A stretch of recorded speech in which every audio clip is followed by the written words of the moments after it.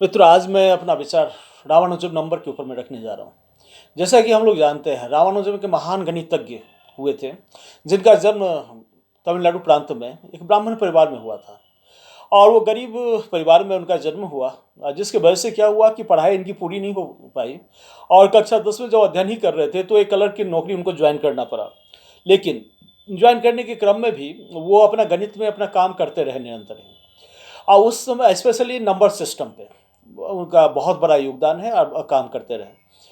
और उसी समय ऐसा हुआ कि जो इंग्लैंड के प्रोफेसर हार्डी एक महान गणितज्ञ हुआ करते थे, जिनका अपना जर्नल एक पब्लिश हुआ करता था, जिसमें सॉल्व अनसॉल्व क्वेश्चंस वगैरह नई नई खोजें उसमें रहा करता था। तो एक बार रामानुजम को वो उनका जर्नल एक हाथ लगा और उसमें कुछ अनसॉल्व क्वेश्चंस थे, तो उन्होंने उनको उसको सॉल्व करके और उसमें जो एड्रेस दे रखा था प्रोफेसर हार्डी का, वहाँ उसको पोस्ट कर दिए उनके लिए। और प्रोफेसर हार्डी का एक रूटीन था कि जब प्रातःकाल चाय पीने के लिए बैठते थे तो जितने भी लेटर आया करता था उसको वो देखा करते थे। और उसी क्रम में रामानुजम का नंबर ये जो लेटर था वो हाथ लगा और उन्होंने देखा तो आश्चर्यचकित रह गए। उन्होंने ऐसे प्रॉब्लम का सॉल्यूशन उसमें देखा जिसका उन्होंने विगत रात में ही खोज किया था और उसको पब्लिश भी नहीं किया था। उसका सॉल्यूशन देख के वो आश्चर्यचकित रह गए। और फिर बाद में जैसे उन्होंने देखने के पश्चात में भारत सरकार से संपर्क स्थापित किया और उस रामानुजम से बातचीत की। बातचीत करने के बाद में फिर वो भारत भी आए। और भारत आने के बाद में रामानुजम को अपने साथ ले जाने के लिए प्रेरित किया।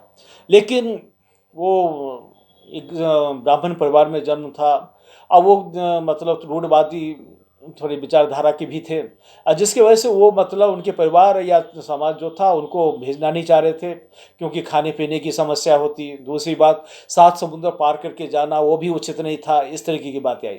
लेकिन सभी लोगों ने जब समझाया तो फिर बाद में सभी लोग उसके उनके परिवार के सदस्य भी तैयार हुए, रामानुजम खुद तैयार हो गए और वो प्रोफेसर हार्डी के साथ में इंग्लैंड गए। इंग्लैंड जाने के बाद में प्रोफेसर हार्डी ने उनके लिए सारी व्यवस्थाएं की, खाने पीने की सब चीज़ जो उनके अनुकूल था उस तरीके से। और उनके साथ में फिर मैथमेटिक्स में वो काफ़ी दिनों तक काम किए। काम करने के पश्चात उसी के क्रम में क्या हुआ कि वहाँ के क्लाइमेट, खान पीन, रहन सहन वो मतलब सूट किया नहीं, जिसकी वजह से वो बीमार हो गए। बीमार होने के बाद में क्या हुआ कि वो वापस उनको आना पड़ा और आए और एक हॉस्पिटल में फिर एडमिट हो गए और फिर बाद में उनका इलाज चलता रहा। तो प्रोफेसर हार्डी को एक बार याद आया कि जो क्यों नहीं हम उनसे जाके मिले। वो आए भारत और रामानुजन से मिलने के लिए हॉस्पिटल पहुंचे। तो जैसे ही पहुंचे तो उनका चेहरा काफ़ी मायूस था।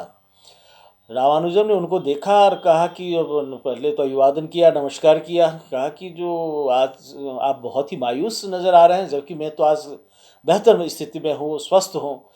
तो क्या कि क्या बताऊँ कि एक जिस टैक्सी से मैं आया, वो प्रोफेसर हार्डी ने कहा, उसका नंबर बहुत ही मनहूस जैसा था। तो रामानुजम की जिज्ञासा उत्पन्न हुई, बोले कि कौन सा नंबर था बताइए। तो उन्होंने बताया कि 1729, 1729। तो रामानुजम ने तुरंत बताया कि अरे ये तो बहुत ही विलक्षण नंबर है।